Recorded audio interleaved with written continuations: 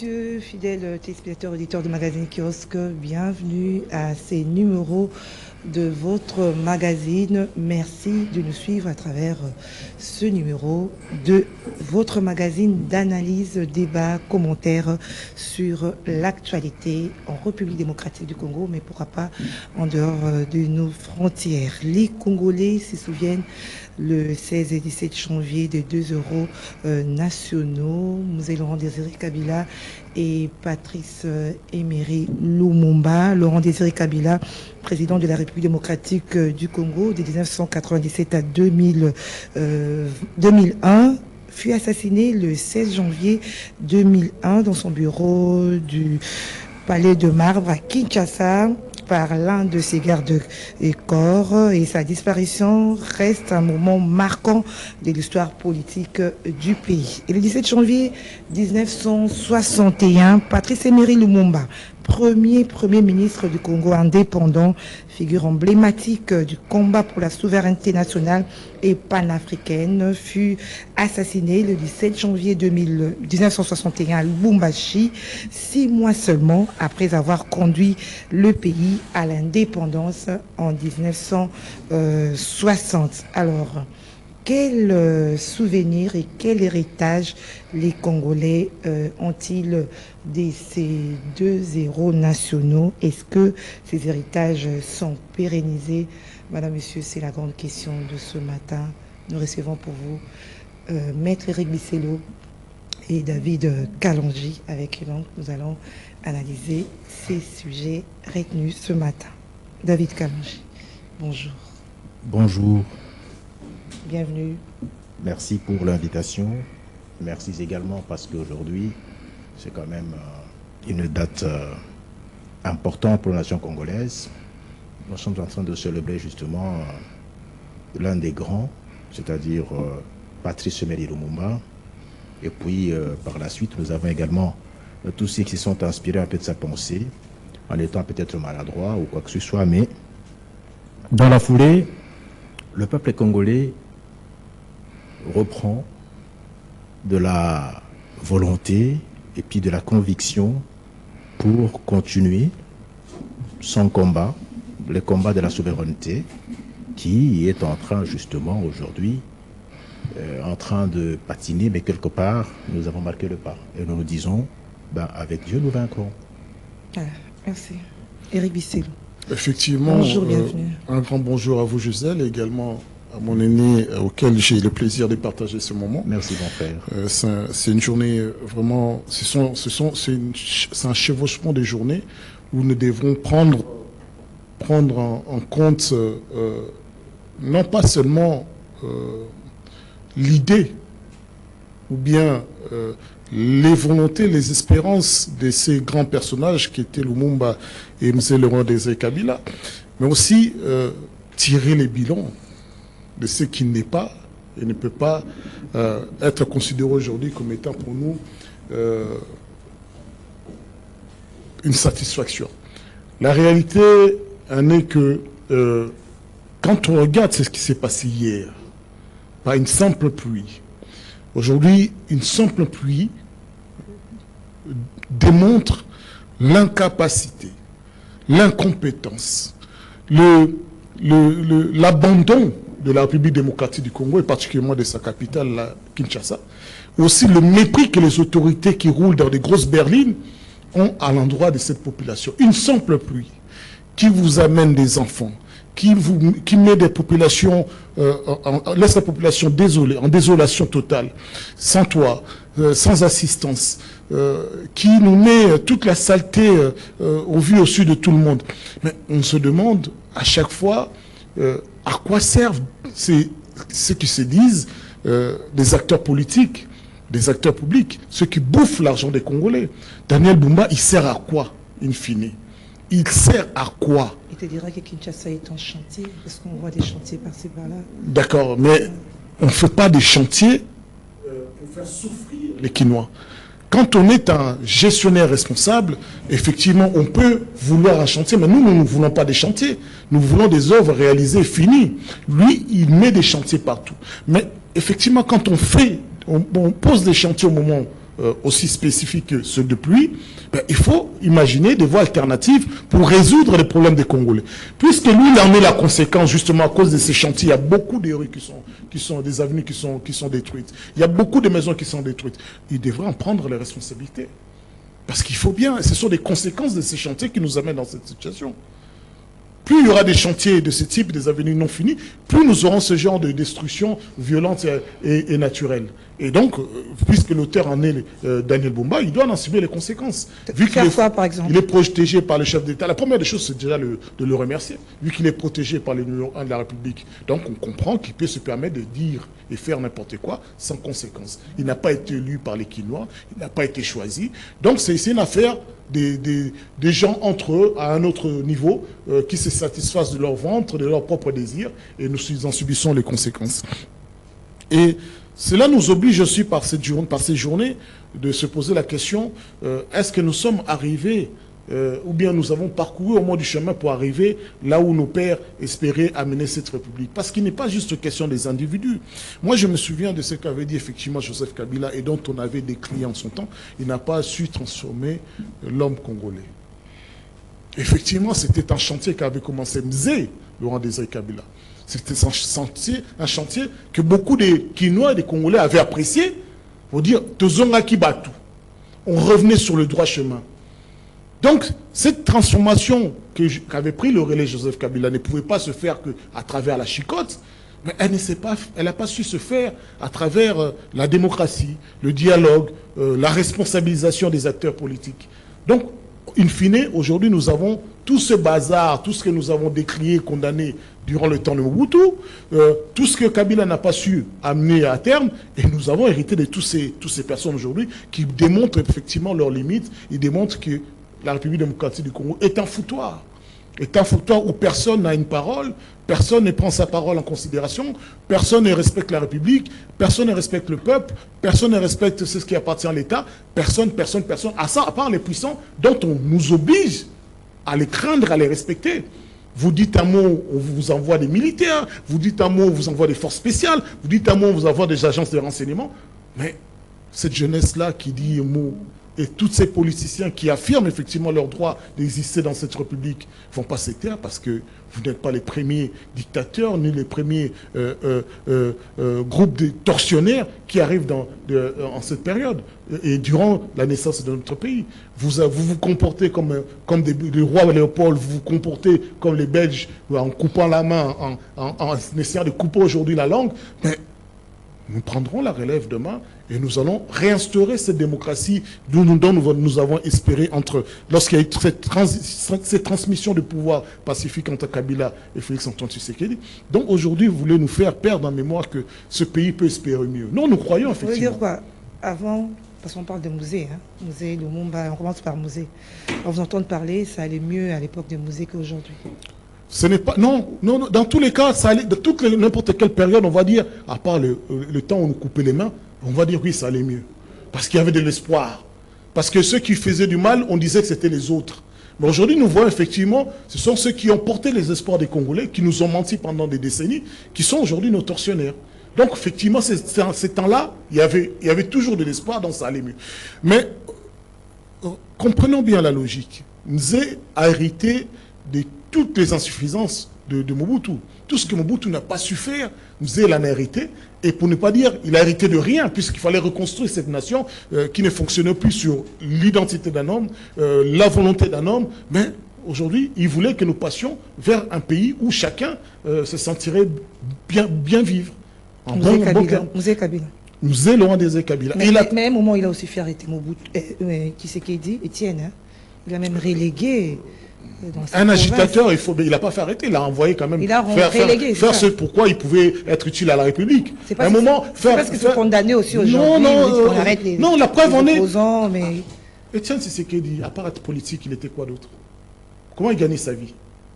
Comment un acteur politique peut devenir millionnaire sans exceller en quelqu'un pour le métier? C'est ça l'exemple que vous donnez à cette génération. On peut arriver en politique en étant un incompétent partout, un incapable, mais attiser la haine, allumer les mauvais esprits, et surtout en période charnière, vous dites que c'est ça qui doit être évalué. On vous envoie au moins faire quelque chose qui pourrait être utile à la République. Faites le champ, parce qu'apparemment vous êtes encore vive, allez labourer la terre. C'était une bonne chose. C'était une bonne chose. C'était une bonne chose. Parce que si ça aurait été ces régimes, on voit où ils finissent. On finisse dans des cachots secrets, ou bien on finisse en dolo. Etienne Tshisekedi n'a pas fait la prison aussi à l'époque de Musée. Qui ça? David Kalonji, Etienne Tshisekedi. En tout cas, autant de musée, personne n'allait... Avant d'être relégué, non? Personne n'allait en prison parce que vous êtes un acteur politique. Vous allez en prison parce que vous avez commis des faits qui portaient atteinte aux droits, aux lois et à l'intégrité territoriale. Ce n'est pas le cas aujourd'hui. Aujourd'hui, est-ce que les lois existent même? Le débat, c'est avec David. David Kalonji, je vous ai vu bouger la tête, vous voulez réagir? Merci. Je crois que Maître a pointé du doigt le nez du problème qui ronge notre société, mais j'ai comme pour l'impression qu'il serait mieux peut-être, oui, que je puisse un tout petit peu le rappeler pour nous représenter que nous sommes dans les étaux. Les étaux de ceux, par exemple, qui ont conspiré contre la volonté populaire, contre la nation congolaise. Et c'est là où je préfère justement le renvoyer un tout petit peu longtemps avant 1960. Parce que notre tableau de référence par rapport et à l'éthique et à la fois aussi au développement, c'est l'indice de 1960. Alors dites-moi un tout petit peu aujourd'hui, quand je me représente que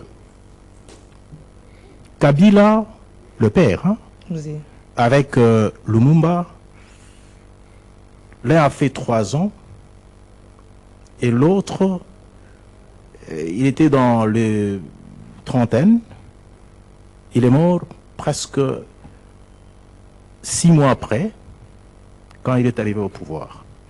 6 mois après l'indépendance, c'est ça? Oui, oui. Lumumba, 6 mois après l'indépendance, bon, on l'a décapité, enfin, on l'a tué. Mais longtemps avant, il avait des idées tellement claires. Hein? Donc, vous verrez que dans le tempérament, les deux avaient la même volonté, hein, des convictions à dire que nous voulons être Congolais, nous voulons nous assumer. Et on ne les a pas permis justement de s'exprimer. Ça, c'est vraiment pour les deux qui ont marqué la nation congolaise. C'est le point de ressemblance. Non, écoutez, Lumumba a même dit, maintenant que nous sommes indépendants, nous allons prouver à la face du monde que nous sommes un pays civilisé. Et nous allons, en tout cas, marquer le développement pour avancer. Il y avait là, bon, la sainteté de l'esprit, la croyance effectivement que le texte nous protège, que la vérité existe, que les valeurs existent, et que maintenant que nous sommes indépendants, nous allons prouver à la face du monde. Et il parlait d'aller dans le concert de grands, avec justement des garde-fous, avec un esprit saint. Qu'en réalité, le monde n'est pas assis sur un esprit saint. On se cache derrière le droit. On se cache derrière les armes. Mais qu'en réalité, c'est la loi du plus fort. Et aujourd'hui, on nous a démystifié le mythe. Et nous sommes devant cette réalité. Écoutez, quand par exemple aujourd'hui, quelqu'un vous dit « Je m'en fous de la Charte des Nations Unies, je m'en fous de toute forme de charte, des constitutions, moi, je n'ai de devoir à rendre que à ma conscience. » Ça, c'est Trump qui l'a dit. Le président des États-Unis, avec l'acte qu'il a posé. C'est vous dire que, d'emblée, on peut se dire, mais c'est parce que ce n'est pas une folie hein, de prononcer des choses de cette manière-là. Mais quand on regarde dans la toile de fond, de la manière que les choses sont en train de se dégrader, à un moment donné, même les garde-fous dans ce qu'on appelle la loi, la parole, parce que Dieu a créé le monde avec la parole et avec la loi. Mais curieusement, il se dit, je n'ai vraiment de devoir qu'à la conscience. Donc, je reviens comme pour dire ceci, cette réalité nous met devant une réalité, comme le maître l'a évoqué, c'est que il y a d'autres personnes qui ont pensé faire la politique, sortir le pays de l'impasse autrement, en composant avec la machine qui ronge, qui n'a pas du tout d'âme pour la nation congolaise, l'existence elle-même de la patrie. Ceux-là mettent longtemps au pouvoir. Mais ceux qui pensent vraiment, c'est libérer carrément, en tout cas, ils ne mettent pas le temps pour pouvoir, en tout cas, survivre. Donc, aujourd'hui, nous pouvons nous imaginer que depuis 1960, on est parti avec l'infiltration, avec justement le faux, qu'on croyait que c'est le vrai. On nous dit qu'il faut respecter, par exemple, le programme de la Banque mondiale, il faut respecter la loi, et on est allé dans presque tout le concert. On est membre de la Charte des Nations Unies, mais qu'en réalité, nous sommes assis sur une poudrière. Elle est à la fois, bon, militaire, elle est à la fois aussi, bon, de l'ordre, bon, de ce en quoi on croit, qui est une fiction, qu'en réalité se trouvait qu'on appelle la loi, qu'on appelle le droit international, qu'on appelle par exemple la Charte des Nations Unies, la Charte de l'Union africaine, la Constitution congolaise. Parce que, en vertu de quoi aujourd'hui peut-on justifier la situation que nous avons, comme il a évoqué tout à l'heure? Dites-moi un tout petit peu, ne sommes-nous pas vraiment un pays souverain? Est-ce que, quand on parle de trois textes qui sont la Constitution congolaise, la Charte des Nations Unies et de l'Union africaine, est-ce qu'on ne privilégie pas la souveraineté des États? Comment justifier que, par exemple, aujourd'hui, on nous impose 30 ans, 40 ans d'un pillage et puis, bon, d'un comportement belliqueux, bon, d'un pays de spot qui vient et justement qui commence à piller, et dans l'entretemps, ça nous fragilise, on ne conjugue pas les efforts, mais dans l'entretemps, tout le monde tourne autour du pot. On était parti en Afrique du Sud, on était parti à Addis Abeba, et puis après, on est parti aux États-Unis, et maintenant, on rentre encore dans la région. C'est vous dire que, justement, c'est, bon, la balle de chauve. À un certain moment donné, on verra, quand il fera rouge, c'est qu'il en sera. Voilà. Merci David Kalanche. On parle de souvenirs, hein, de ces héros nationaux. Le souvenir. Quel souvenir Permettez-moi juste j'ai une parenthèse sur Trump, hein, parce que je crois que nous aurions été un pays digne si nous avions un président comme Trump. Parce que c'est que nous oublions. Je suis content de ce que tu dis. Le comportement de Trump, ce n'est pas le comportement spécifique à la personne de Trump, mais comportement spécifique des Amériques. Des États-Unis particulièrement. Voilà. Parce que après la Seconde Guerre mondiale, qu'est-ce que les États-Unis ont dit à l'Union européenne, aux Européens? Donnez-nous votre or, nous allons le garder en sécurité. Et votre or, $1 égale une once de dollar. Nous le garantissons à chaque instant. Mais au moment où ils ont vu qu'effectivement le dollar n'avait plus la capacité à soutenir ses efforts, et que la France, qui était le premier à sentir qu'il y a quelque chose qui ne va pas, retire son or des États-Unis, oui. C'est là qu'ils ont tout rompu. C'était un contrat. Hein. Donc, moralement, c'était inacceptable envers ses alliés et ses amis. Mais les États-Unis ont dit, bon, à partir d'aujourd'hui, le dollar n'est plus garanti. Donc, c'est notre monnaie, mais c'est votre problème. Débrouillez-vous. Ah ben. Ça a miné l'économie européenne. Deuxième aspect où c'est arrivé, les États-Unis voyant que, parce qu'ils vivent grâce au monde, et pas grâce à leurs propres efforts. Le dollar, c'est nous qui le faisons vivre. Qui rendent les États-Unis riches. Ils vont aller voir les Émirats, ils disent, voilà, à partir d'aujourd'hui, vendez votre or, votre pétrole avec du dollar. Obligez tout le monde d'acheter du dollar. C'était un contrat. Aujourd'hui, ce contrat arrive à terme. Les États-Unis, se sentant faiblir, cherchent de nouveaux endroits pour aller assurer leur mode de vie. C'est pour ça qu'ils vont chasser Maduro, Venezuela. Ils cherchent les biens pour les Américains, pas pour le monde. Ils n'ont jamais été signataires de la Charte de Rome qui consacre la Cour internationale, la Cour pénale internationale. Ouais. Donc, c'est-à-dire que le droit international ne leur dit rien. Voilà, ce qui l'importe, c'est leur droit. Revenons à Mouzé et nos héros nationaux. David, revenons sur le sujet. Je suis très content d'entendre parler. Oui. Je suis très content d'entendre parler le maître élever encore le débat parce que je vais en tout cas le retrouver là. Tu me poses la question de savoir le souvenir de Mouzé. L'héritage. L'héritage. Bon, je fais partie quand même de ceux qui ont donné le cours de l'idéologie dans les universités à Mbujimaï et les instituts supérieurs dans le Kassai oriental. Je suis un cadre vraiment de l'AFDEL et je servis Kabila le père. Quel souvenir j'ai de lui? Bon. Particulièrement les Congolais. Non, mais écoutez, aujourd'hui, il est venu aux affaires en quelqu'un qui avait le souci profond de sauver son pays parce qu'il estimait que il n'avait pas droit à cette vie-là. Et il n'est pas venu en mettant les gants. Il a été très ouvert. Je prends les cas, par exemple, il a parlé de la pyramide renversée. C'était justement la base qui allait commencer à prendre les décisions. C'était à la fois aussi corriger le peuple congolais, par exemple, sur le plan de l'éducation, sur le plan de la prise de conscience de la notion patriotique. Mais dans la toile des fonds, c'était un maquisard. Un maquisard qui n'avait pas, la réalité qu'on pouvait le court-circuiter, qu'il n'était pas en sécurité, parce que j'évoquais tout à l'heure, ce que nous osons croire qui est notre sécurité, qui est le respect des valeurs dans la haute sphère, qu'en réalité sont les intérêts, comme le maître l'a évoqué tout à l'heure.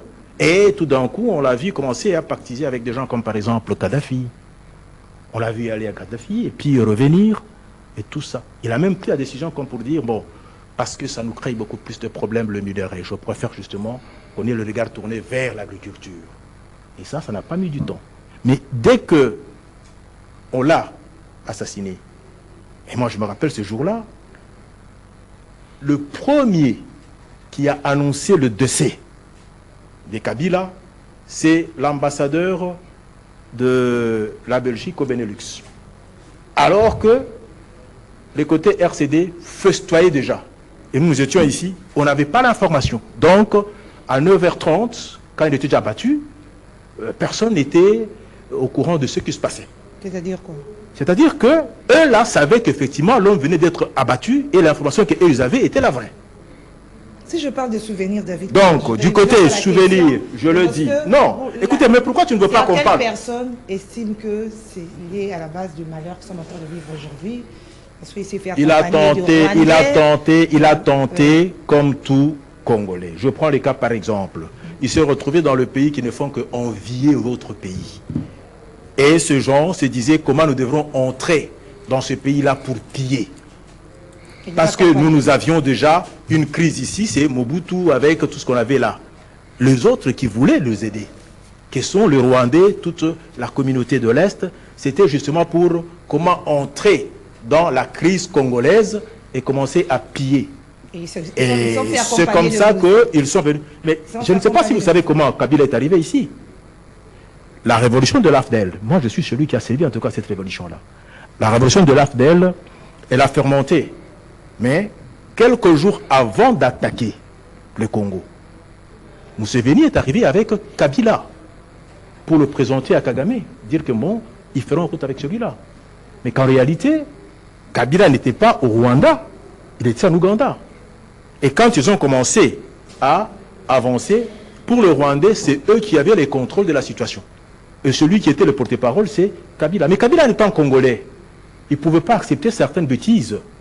Ou croire, s'imaginer qu'effectivement ces gens ont une idée derrière, c'est-à-dire qu'ils veulent conquérir notre pays. Non, ils ne savaient pas. Pour eux, non, ils ne savaient pas. Non, ces gens-là, ils sont experts.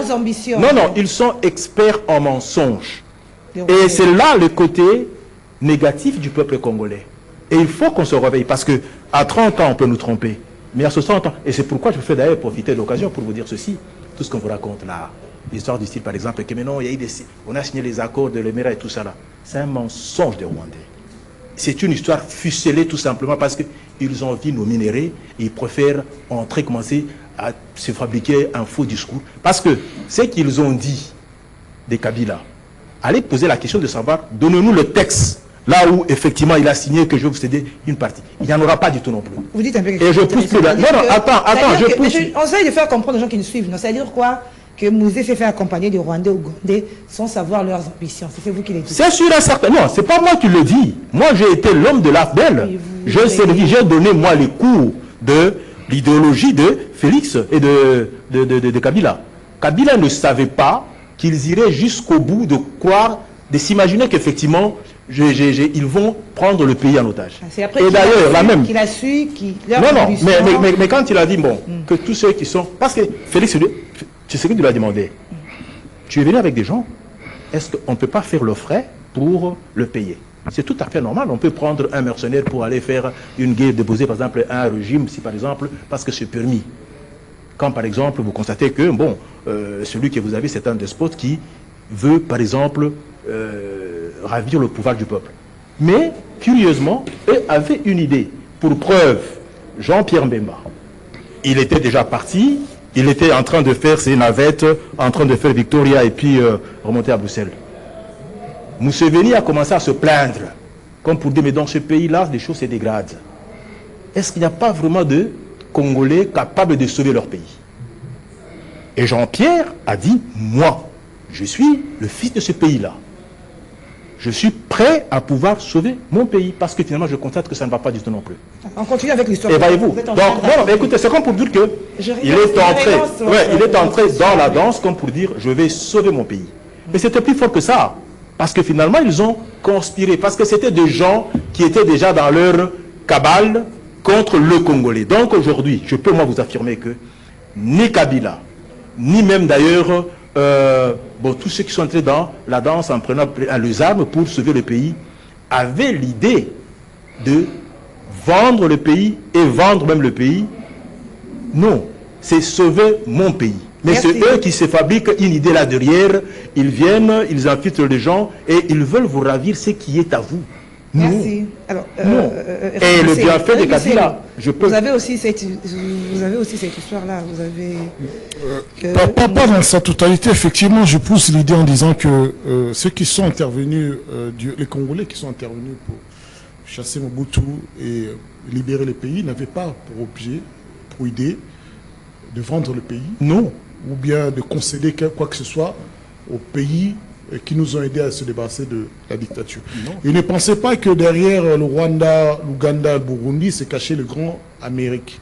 Ouais. Parce que l'idée qui nous a été inventée, ce qui a été vendu, c'est que Mobutu est celui qui empêche l'Afrique de se développer, particulièrement l'Afrique centrale. Ouais. Donc, c'est-à-dire cette alliance africaine devait mettre de l'avant le développement africain dans sa globalité et permettre au peuple congolais de bien vivre. Je suis d'accord avec vous également quand vous dites qu'initialement, Musée n'avait pas conscience ou bien connaissance du plan de nos amis lorsqu'ils l'ont pris en marche, parce que le plan était déjà fait. Avec ou sans lui, je pense que le plan aurait été exécuté. Mais je pense aussi qu'il avait très tôt compris la manœuvre qui se déroulait. C'est pour cela que très tôt, il s'est permis même de se faire inhamer des Kadogo. Il a dit non, non, non. En n'ayant pas une armée, une ceinture pour me protéger, ces gens-là, effectivement, deviendraient des maîtres. Parce que la force militaire serait entre leurs mains de toutes parts. Mais en prenant ces Congolais, aussi jeunes qu'ils soient, ils ont l'idéal patriotique, ben, ils combattraient même ces Rwandais, même s'ils ont plus d'expérience que lui. De deux, l'autre idée qui me fait aller dans ce sens-là, c'est également le fait qu'il se soit imposé comme étant le leader de ce mouvement, le porte-parole. On ne lui avait pas donné. Non. Il était là, on avait déjà préfabriqué quelqu'un qui devait prendre la place. C'est imposé. Il s'est imposé. Il s'est imposé. Alors que c'est vrai, je le répète, il est venu trouver déjà un plan établi, une machine à marche. Il était accessoirement utile, accessoirement pour les questions de communication. Mais parce que c'est un révolutionnaire. Il a conscience qu'il avait commencé ce combat depuis les années 60. Il ne laissera personne venir bousiller tous les idées de Lumumba. Saper le moral des Congolais. Il a pris ses responsabilités. Et ça, quand j'entends parfois certains fous venir ici parler de la politique et faire ici, dans les médias, le tribunal pour juger Laurent Kabila. On dit que c'est lui, il est à la base du malheur, de ce qu'on vit aujourd'hui.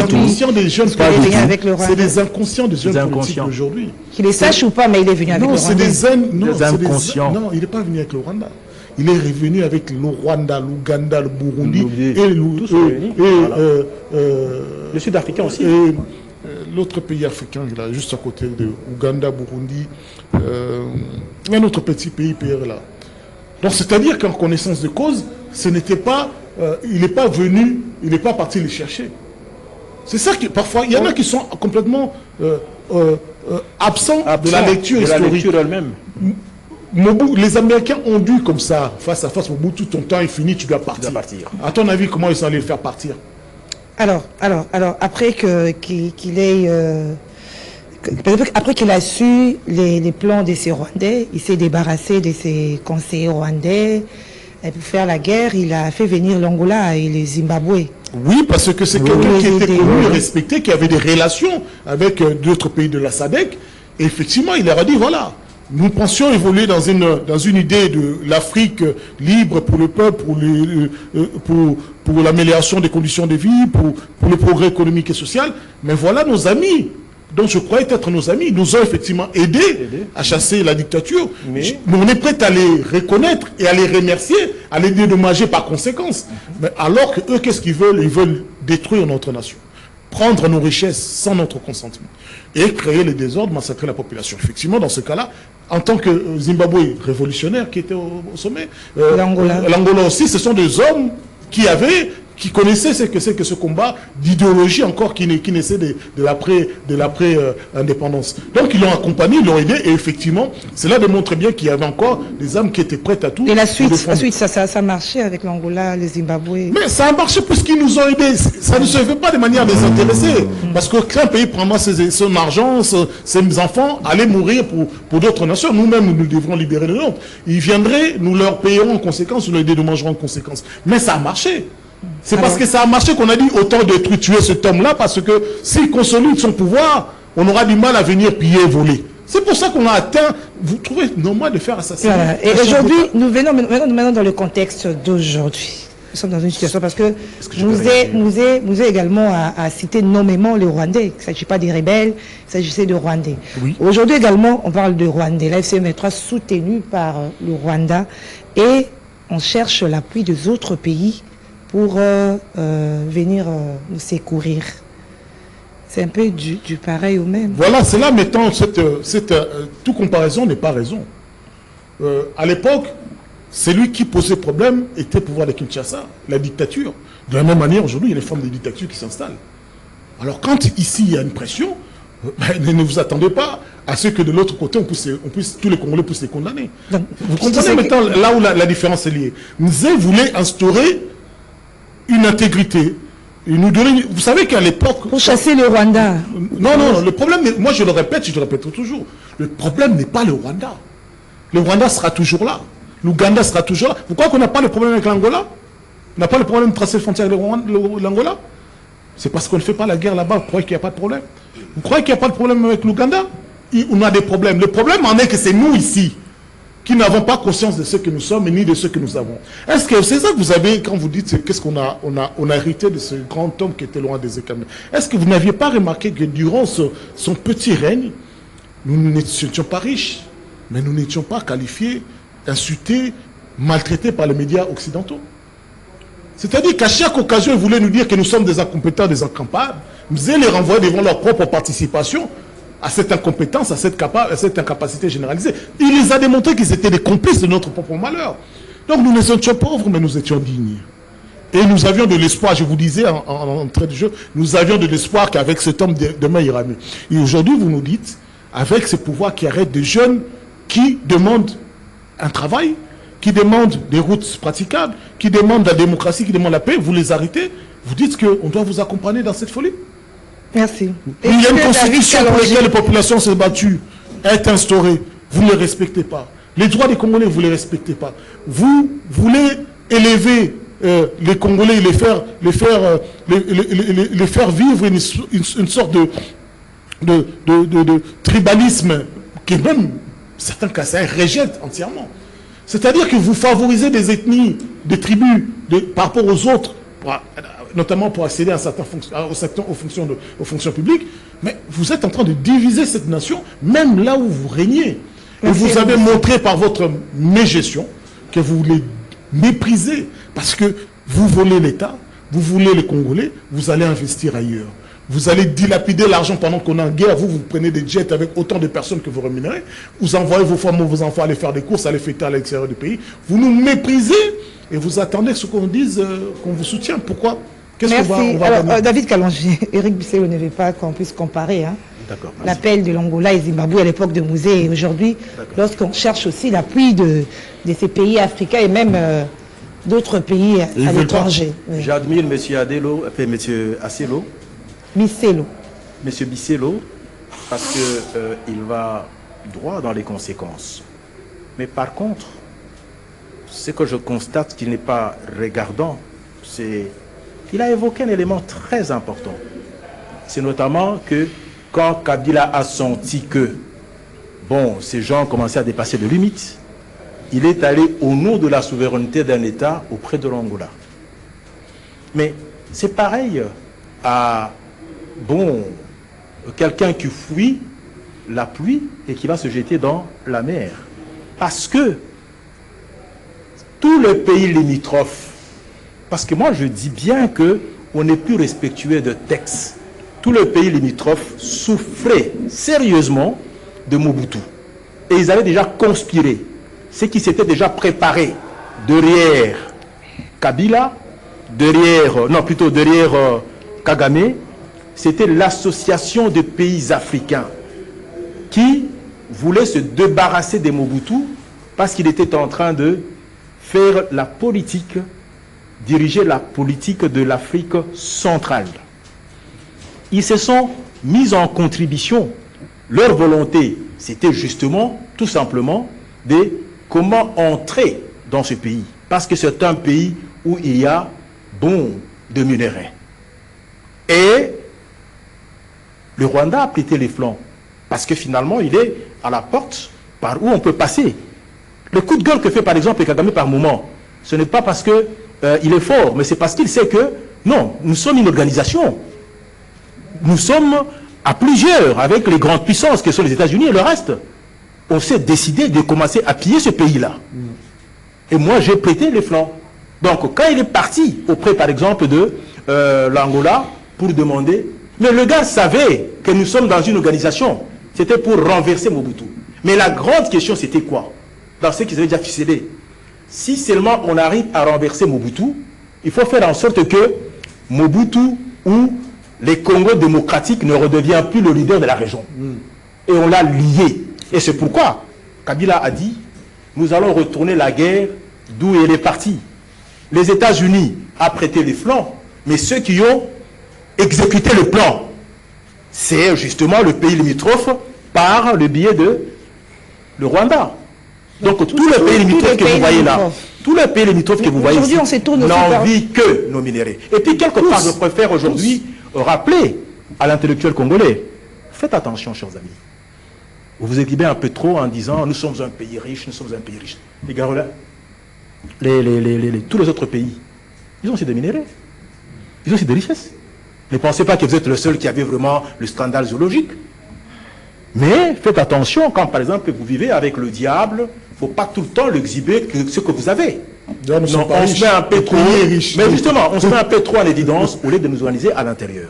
Voilà pourquoi je préfère aujourd'hui, peut-être c'est une occasion, parce que nous parlons de la mort de Kabila, nous parlons de la mort de Lumumba, et Kabila, personne n'a trahi. Si par exemple aujourd'hui, la communauté internationale qui n'aimait pas que cette manne, que ce pays soit entre les mains des Congolais, ils ont préféré l'enlever de la main de Mobutu. Mais Mobutu, je commence à prendre du respect personnellement de cette personne parce que je me dis, quelque part, quand j'étais encore petit, en allant aux études, je me disais, ce type-là, je l'ai combattu. Quand il disait, par exemple, Tatabo, Maman Moko, j'étais en 6e, j'étais vraiment dans cette salle-là, j'étais même contre, je me disais, mais c'est un dictateur. Mais aujourd'hui, si Mobutu renaissait, ou bien ressuscité, je vais m'incliner pour lui dire pardon. Et quand il disait, par exemple, vous pensez que c'est moi qui dois au Congo, c'est par contre le Congo qui me doit beaucoup. Aujourd'hui, avec le dernier développement de ce que nous vivons aujourd'hui, qui peut dire le contraire? Parce qu'il a suggéré, ce diable qui est les États-Unis, à ne pas tuer les Congolais. À ne pas tuer les Congolais. Les États-Unis n'ont pas d'état d'âme si ce n'est pas d'abord ses intérêts. Il a utilisé même d'ailleurs le Rwanda. Et le Rwanda nous a vraiment saucissonné. Donc, pas de respect des valeurs humaines. Et par contre, lui, Tshisekedi, même si à un moment donné, ils sont partis dans ce qu'on appelle l'opposition, c'était une opposition raisonnable. Aujourd'hui, Tshisekedi, le père, l'avait même dit, mais ce type-là n'a pas de morale. D'ailleurs, s'il faut pousser plus loin, qui a trahi, au fait? Qui a trahi? Parce que Mobutu s'entend effectivement, bon, le séisme, il se dit, je vais démocratiser ce pays. C'est un nationaliste. Un dictateur de son État, il vous dit, je vais démocratiser, je me retire, que le pays se redéfinit sur des bases démocratiques. Je te demande les tomates, il n'y a pas de problème.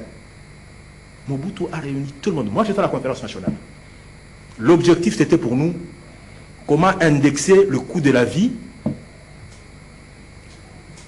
aux richesses de ce pays. Parce que finalement, on avait quand même de l'argent, on avait quand même un pays prospère, mais les salaires de gens n'étaient pas indexés au coût de la vie. Alors, il fallait le faire. En allant à la conférence nationale, nous jouissions vraiment de l'intégrité nationale. Il n'y avait pas un problème de terre. On a déplacé les problèmes. Le problème, ce n'est pas que le Rwanda vienne chercher ce terre au Congo. Et ça, on a prêté les flancs parce que, justement, nous sommes dans des querelles qui n'en finissent pas. C'est pourquoi je me dis quelque part, si aujourd'hui on semble dire que Kabila était le meilleur, mais il est mort 3 ans après. Ça a été un maquisard, mais il a joué sa partition. Mais il a joué parce qu'il était aussi avec ce limite que c'était un maquisard. Cette crise que nous avons, c'est comme l'histoire de Jésus qui disait, à ces genres d'esprit, il faut le jeûne et de prière. C'est-à-dire que, bon, c'est tout à fait normal. Il y a des crises où on peut, bon, au moindre coup de vent, on dit, on chasse. Mais il y a d'autres, il faut de jeûne et de prière. Nous sommes rentrés aux États-Unis, là d'où est partie, en tout cas, cette crise. Ce n'est pas Kabila, le père qui nous a amenés là. Mais par contre, il a été pris dans le traquenard de tous ces gens, avec tout ce qu'ils ont eu, comme par exemple stratégie et tout ça là. La crise n'est pas aussi simple que ça. Ce n'est même pas un problème de dire que c'est un problème d'argent. Vous savez, quand même, il y a une croix que portera toujours Mobutu, et là, je reste inflexible là-dessus. C'est pas de responsabilité, il avait l'occasion de mettre un terme et contrecarrer tous ses plans lorsqu'ils se sont rencontrés avec Mzee, avec Mandela comme médiateur. Voilà. Mobutu, il aurait dû dire à ce moment-là, viens prendre le pays. Il aurait dû lui dire, parce qu'il n'a pas compris que c'était sa fin. Ou bien l'orgueil. Oui, il avait dit ça, effectivement. L'orgueil, parce que Mzee n'avait pas de concession à lui faire. Vous savez, quand on est en position de force, il ne faut pas vous laisser le temps. Il connaissait quel était le félin, Mobutu. Donc il ne fallait pas laisser l'opportunité. Dans ce cas-là, on lui a donné une porte de sortie. De sortie, oui. Et il aurait dû, en ce moment-là, dire à Mzee, reviens. Il y a une armée, il y a un pays, restructure-le, organise-le. Aussi facilement comme ça? Non. Il n'avait pas le choix. Il ne s'agit pas de facilité. Il avait déjà perdu. S'il aimait ce pays, il aurait dû faire cela. Ça aurait contrecarré le plan des Rwandais et des Ougandais. Il ne serait jamais venu jusqu'à Kinshasa de manière aussi nombreuse. C'est-à-dire qu'à un moment, on aurait fait un accord politique avec les Mobutistes, qui étaient les enfants de ce pays. Les militaires, les Mayélés peut-être ne seraient pas morts. Et dans ce cas-là, on aurait eu des gens sur qui compter. Et notre pays ne serait pas perdu comme ça. On ne serait pas là à dire l'armée est infiltrée, l'armée est infiltrée. Mais voilà, c'est là le poids de la responsabilité de Mobutu. Ce n'est pas d'avoir effectivement su nous ramener vers une démocratie occidentale, on s'en fout royalement.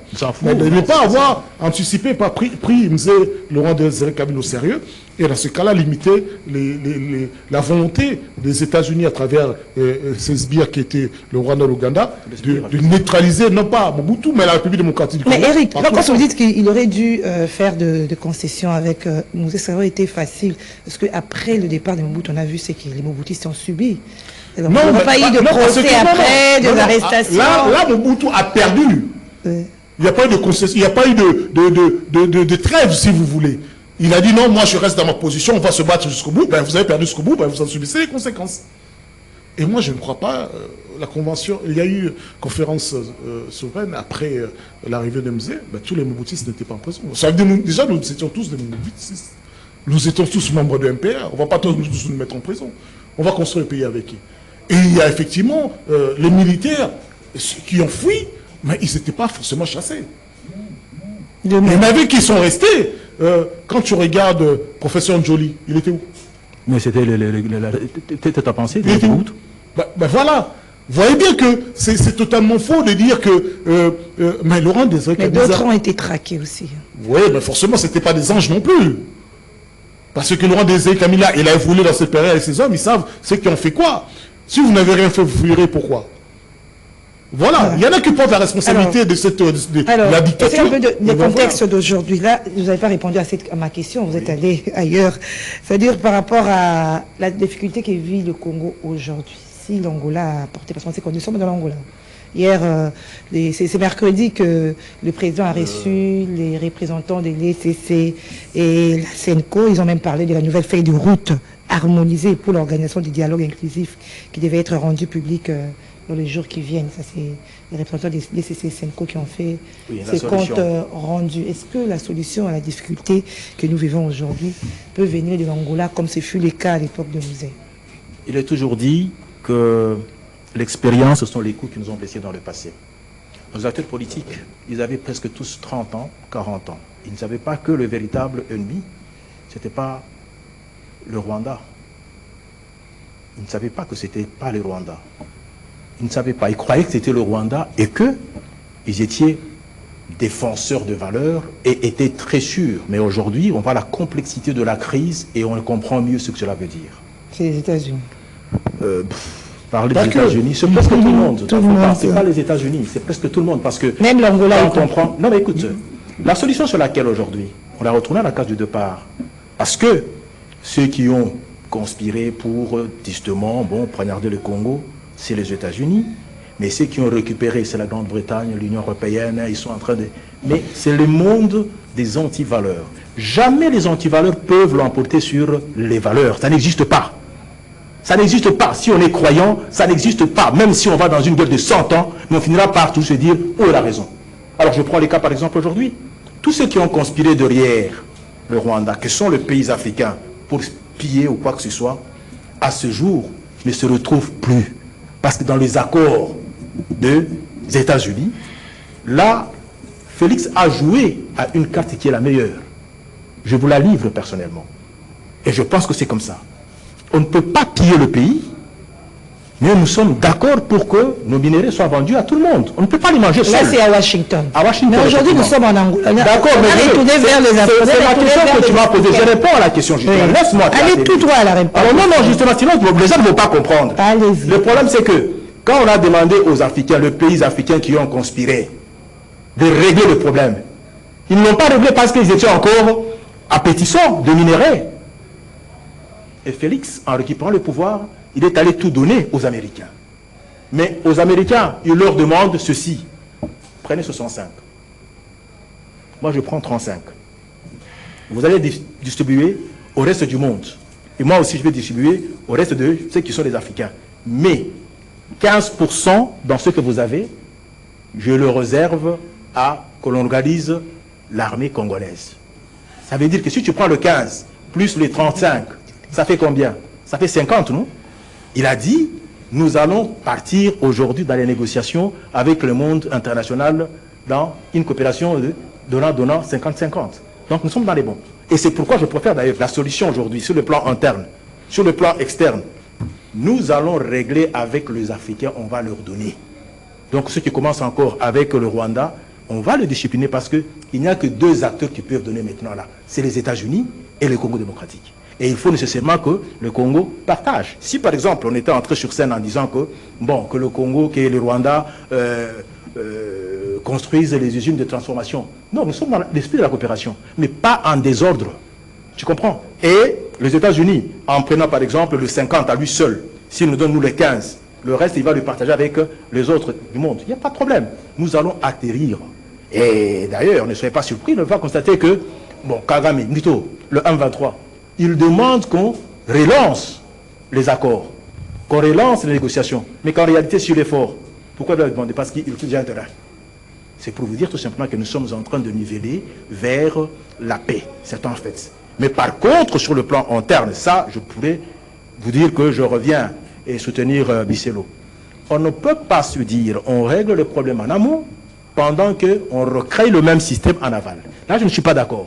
Parce qu'aujourd'hui, sinon, on se demandera, on a fait quoi? On chasse Mobutu pour recréer encore Mobutu dans la mauvaise gestion? Parce que ce que nous voyons à Kinshasa, c'est bien qu'on a commencé les chantiers, presque partout.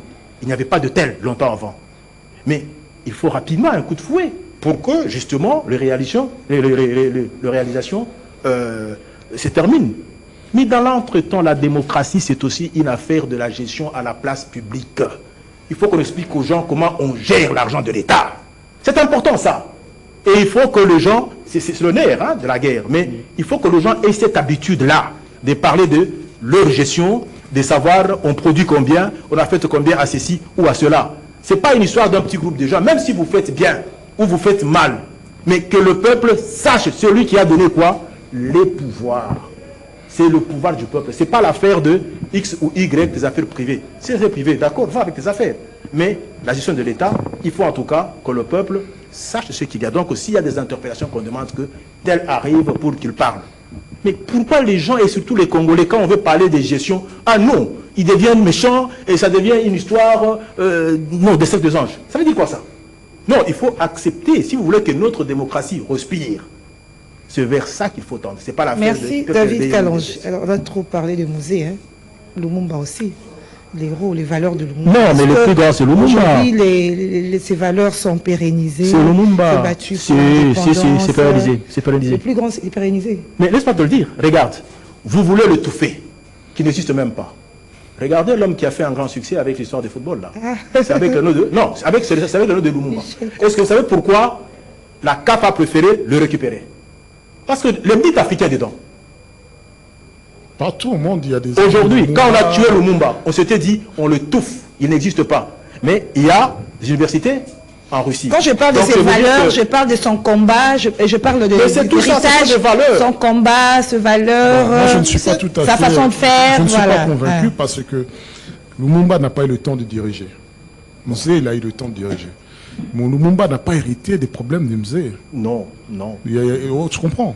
Ouais. C'est-à-dire qu'il ne faut pas faire de comparaison parce que, vous savez, il y a une chose qui est apparente. Je vous donne un exemple pragmatique. Vous voyez la conséquence de ce que nous vivons aujourd'hui à Kinshasa et qui nous paraissent insupportable dès qu'il y a quelque chose. Ce n'est pas Daniel Bumba seulement, c'est que ça fait 7 ans, c'est chez Tshisekedi. Ça fait partie de gestion de Tshisekedi. Donc on n'a pas besoin d'être patient. Quand on demande, rendez compte de la gestion, et que nous continuons à avoir des scandales sur scandales. Scandales et tout ça. Vous croyez que, même si nous ne disons pas clairement, mais nous savons, chacun sait intellectuellement que le régime, on le dit qui le régime. Voilà la réalité. Mais moi, vous savez, il y a un autre aspect par rapport à cet homme qui représentait l'image de Lumumba durant tous les matchs de nos léopards. L'Algérie, un joueur de l'Algérie, ignorant manifestement de l'histoire, a voulu dénigrer cette posture ou bien dénigrer Lumumba. Quand il a marqué le but, il est venu à « je vous ai fait tomber ». Mais il ne sait pas que l'Algérie a vengé la mort de Lumumba. Ah oui, voilà. L'Algérie a vengé la mort de Lumumba. Voilà. Tu comprends? C'est-à-dire qu'à cette époque-là, ce n'était pas le même état d'esprit. Le combat des Algériens, bien qu'ils soient des Arabes, était aussi proche que le combat de nous, Africains, à peau noire. Donc beaucoup aujourd'hui, le monde s'est renfermé. Le monde, au lieu de s'ouvrir, s'enferme et s'enfonce dans l'ignorance. Et moi, je dis que parfois, pourquoi est-ce qu'on honore ces deux hommes? Parce que chacun avait une idée et cet idéal-là, si nous l'appliquions, nous irons mieux. Et nous cherchons des hommes qui portent ces idéals. Mais c'est la même chose. Cet idéal-là a commencé par Lumumba, hérité et puis porté par Luamze. Il en est la continuité, lui, il en est le pragmatisme de cet idéal. Et c'est pour ça qu'on a tout fait. C'est-à-dire qu'effectivement, quand le vieux dit, mon aîné, il dit, c'est Lumumba qui est le grand, c'est-à-dire que Lumumba avait porté l'intellectualisme, l'idéal. Et le roi des Ekaman a porté le pragmatisme. Et dans les deux cas, c'est la continuité. Et ça s'est arrêté ou ça continue? Non, je crois fermement, moi je crois personnellement, que Joseph Kabila en a hérité également. Il y a eu beaucoup de ces acteurs qui étaient tout autour de Laurent Désiré Kabila, ont été contaminés par ces idées. Mais ils se sont retirés. Ils sont restés silencieux. Aussi la peur aujourd'hui de la facilité à être exterminé, tué quand on ne partage pas les mêmes idées, font qu'aujourd'hui ils ne participent pas. Je lisais le livre, je crois, d'un proche de Laurent Désiré Kabila. Il a participé à la gestion du pays, je vais vous dire ça quand ça décide à la fin de l'émission, quand ça me revient. En fait, il était porteur de cette vision, de cet idéal. C'est-à-dire que quand tu vois ces hommes et ces femmes qui ont rencontré à parler avec Laurent Désiré Kabila, ils ont été contaminés par le fait que nous méritons mieux. Pourtant, beaucoup étaient en Europe, ils sont revenus, ils ne sont pas revenus pour se jouir, mais ils sont venus pour combattre. Et quand ils sont arrivés au pouvoir, ils ne se sont pas mis à se servir. Ils se sont mis à servir les autres. Et c'est ça que nous voulons. Et alors qu'aujourd'hui, dans ce siècle actuellement, où nous voyons nos amis qui sont au pouvoir se comporter en colons. En colons, s'il vous plaît. C'est-à-dire, moi, je les confonds, je les trouve exactement pareil avec le même comportement du roi Léopold et du roi Léopold, et en même temps le même comportement des Belges. C'est pas trop fort, ça. C'est pareil. Vous ne pouvez pas, vous savez, il y a deux façons de tuer un homme. Vous m'amputez un bras, vous ne me tuez pas. Mais lorsque vous voulez m'empêcher de rêver, il n'y a pas pire. Et eux, ils vous empêchent d'espérer autre chose. Ils veulent vous empêcher de rêver. Oui, c'est sévère. Oui, mais ça n'a rien à voir avec l'idéal africain. Ces hommes ne portent aucun idéal africain, ni même de révolutionnaire, ni même de changement. Ils parlent le beau français, mais ils sont dans un pragmatisme de vol permanent, de détournement. Chacun de ces hommes est concerné par des affaires de détournement et de l'argent. Il n'y a personne aujourd'hui, parmi tous ces hommes, qui peut écrire un livre, qui peut nous inspirer à quelque chose. Regardez ceux qui ont accompagné Mobutu, ils ont écrit. Regardez ceux qui ont accompagné, ils ont écrit.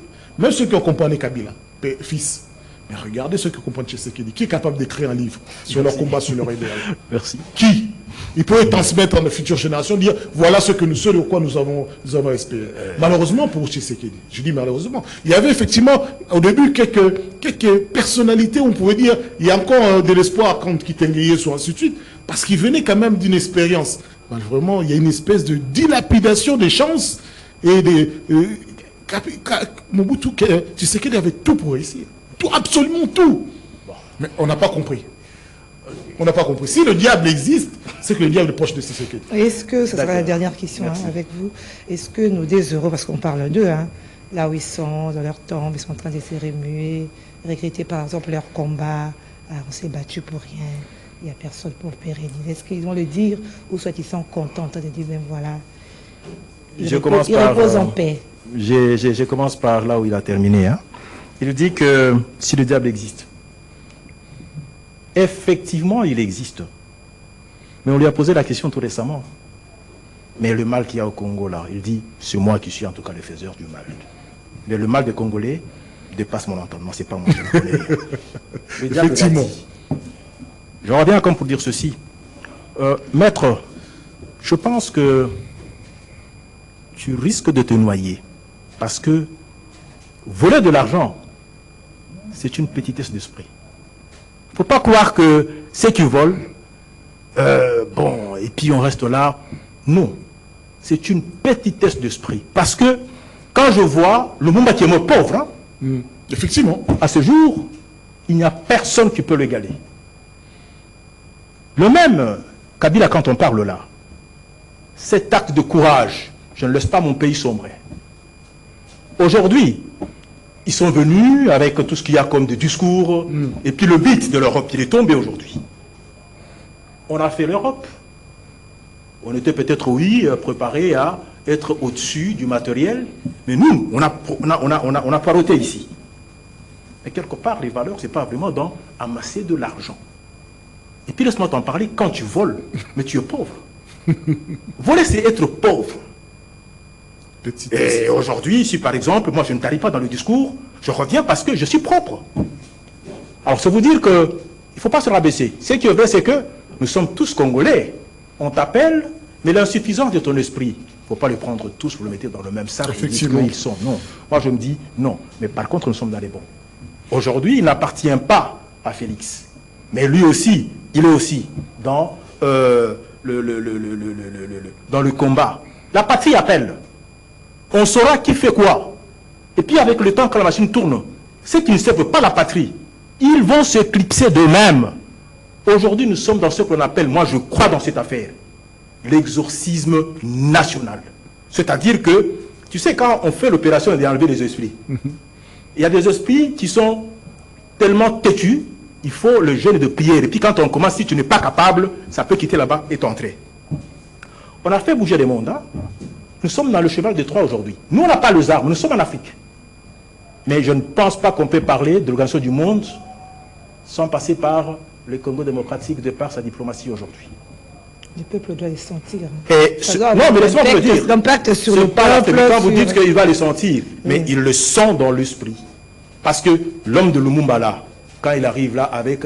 Il faut faire tourner le ménage. Et il l'a fait. Regarde un peu Kaikwamba. Vous pensez qu'il y a vraiment la sortie de matière qui est hors de la formation? C'est toujours la matière de relations internationales. Mais on a su jouer une pièce de théâtre avec une femme pour que le monde entier arrive à accepter, même s'ils ont la main dedans en train de voler. Et aujourd'hui, ça a payé. C'est une dame qui est exceptionnelle par rapport à toutes les autres. Quand vous dites ça payer, la finalité, c'est pas la fin de la guerre. Mais laisse-moi te le dire, la finalité, c'est pas que le peuple puisse se réjouir. Non, mais écoutez, aujourd'hui, on sent le pays. Non, les conforts et la satisfaction, c'est pas le matériel, comme je l'ai dit, c'est d'abord l'esprit. La paix aussi. Et la paix aussi, laisse-moi te le dire. Moi, je pense aujourd'hui, même si ça crépite, mais mon esprit est en paix parce que je suis du côté de la vérité, du côté de les valeurs. Qu'est-ce que quelqu'un comme par exemple Nanga peut me dire aujourd'hui quand il veut prendre le pouvoir, mais il se dit je vais tuer?